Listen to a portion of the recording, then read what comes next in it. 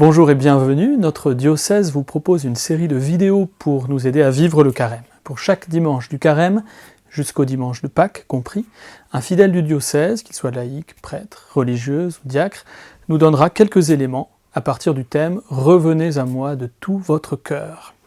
Ce thème est une phrase du prophète Joël, tirée d'un passage qui nous est donné comme première lecture de la messe du mercredi des Cendres, et vous trouverez ce texte dans la description de cette vidéo, ou bien dans votre Bible, et je vous invite à le lire ou à le relire. C'est au chapitre 2 du livre de Joël, de versets 12 à 18. Chaque épisode de cette série déclinera en 5 ou 6 minutes un aspect de notre démarche de carême à partir de ce texte du livre de Joël. Le thème général de cette série est donc « Revenez à moi de tout votre cœur ». Telle est l'invitation que le Seigneur nous lance. Il nous supplie de revenir à lui, de le laisser nous libérer. Et c'est en réponse à son appel que nous commençons donc ce chemin de croissance et de liberté qu'est le carême. Les vidéos qui vont vous être proposées, vous pourrez les regarder dans vos petites fraternités existantes ou dans des groupes ou des mouvements auxquels vous appartenez, en communauté peut-être, tout seul ou bien en famille. Après chaque vidéo, 1 ou 2 questions vous seront données pour un échange à plusieurs ou simplement pour nourrir votre prière personnelle. En vivant cette démarche, nous allons former une communauté de frères, une communauté diocésaine qui se met ensemble à l'écoute de la parole du Seigneur. Il est très important que nous puissions prier les uns pour les autres, pour nous soutenir mutuellement dans notre montée commune vers Pâques. Le carême n'est pas une démarche individuelle, mais vraiment la marche de toute l'Église vers le Seigneur, et nous avons besoin de la prière et du soutien les uns des autres pour revenir à Dieu de tout notre cœur.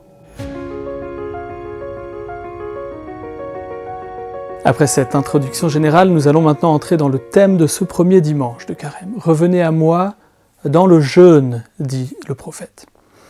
Je me souviens d'avoir été interrogé un jour par un étudiant qui me demandait au début du carême comment pouvait-il jeûner. Et je sais que ma réponse l'avait laissé un petit peu sur sa faim, si j'ose dire, parce qu'il s'attendait à ce que je lui donne un cadre très précis, s'abstenir de ceci ou de cela, sauter tel ou tel repas.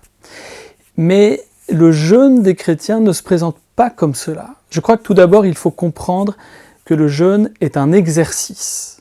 Et dans tout exercice, le but, ce n'est pas l'exercice lui-même, mais c'est bien la compétence qu'on finit par développer en pratiquant cet exercice. Le carême est un entraînement spirituel et le jeûne fait partie d'un des exercices qui nous est proposé. Alors quel est donc le but ? Qu'est-ce qu'on cherche à acquérir en pratiquant le jeûne ? Eh bien, disons-le avec les mots du prophète Joël, on cherche à revenir au Seigneur. L'essentiel à comprendre à propos du jeûne, c'est que le corps n'est pas à part. On ne laisse pas le corps de côté, au contraire.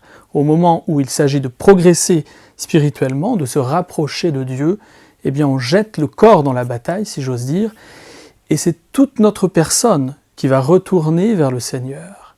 Et l'exercice corporel, qui est le jeûne, va nous y aider. On a tendance à dire, c'est peut-être notre cas à nous les prêtres, qu'on peut jeûner de plein de choses. On peut se dégager de plein de choses pour être plus libre pour Dieu et pour les autres.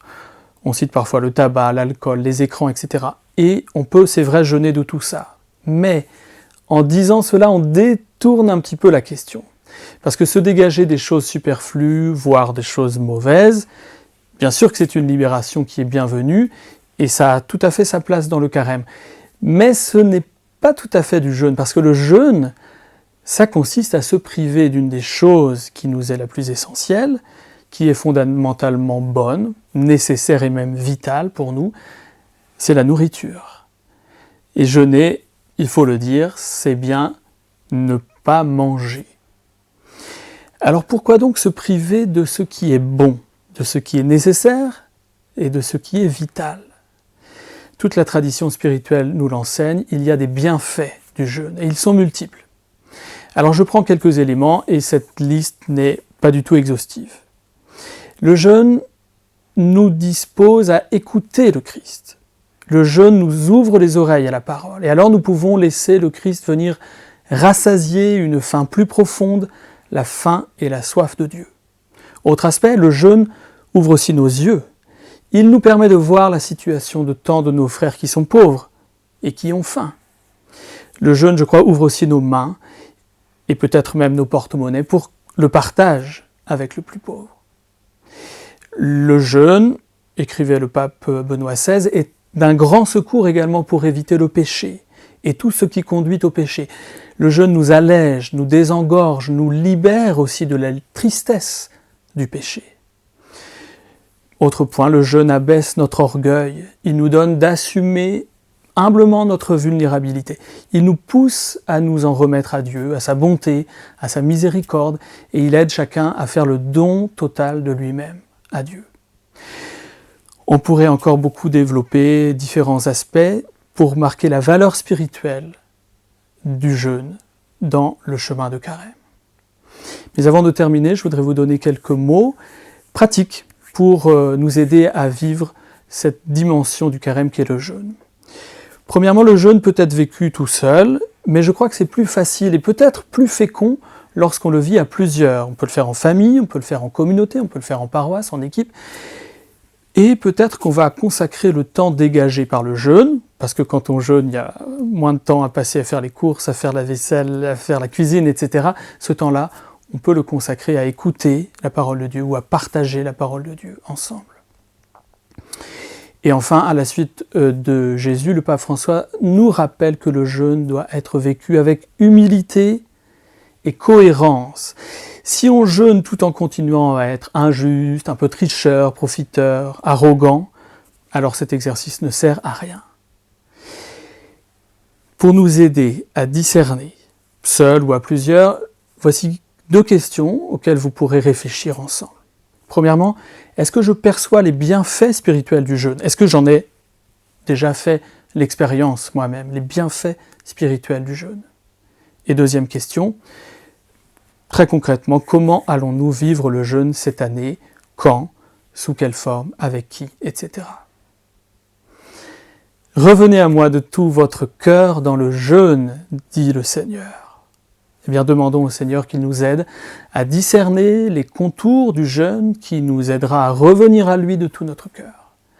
Ainsi, nous nous préparerons à manger sa Pâque avec lui. Bon carême à chacun et prions les uns pour les autres.